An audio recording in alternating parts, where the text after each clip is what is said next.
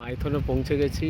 এটা মাইথনের যখন বর্ষাকাল থাকে তখন এইগুলো জলপূর্ণ থাকে, কিন্তু যেহেতু এটা এপ্রিল মাস, তাই বর্ষা নেই, তাই নদীতে জলও নেই, যার ফলে এখানটা পুরো শুকনো, কিন্তু দেখতে খুব সুন্দর লাগছে। চারিধারটা পাথরে পূর্ণ, আশেপাশে গাছপালা এবং দূরে দূরে আপনারা দ্বীপ দেখতে পাচ্ছেন, ওগুলো মাইথনেরই দ্বীপ।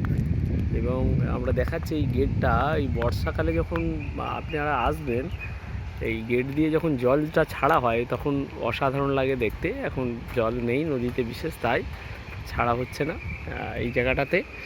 ওই খুব সুন্দর একটা জায়গা এবং আশেপাশে পার্কিং আছে। এটা ডিভিসিরি আন্ডারে চারিধারটা জঙ্গল আছে এবং সামনে একটা পার্কিং আছে। সেই পার্কিংটা আমরা পরে দেখাবো। নিচে রক্সটাতে নামতে পারলে খুব ভালো হতো, কিন্তু না, খুব রিস্কি হয়ে যাবে, অনেক খাড়াই, পড়ে গেলে অবস্থা খারাপ হয়ে যাবে।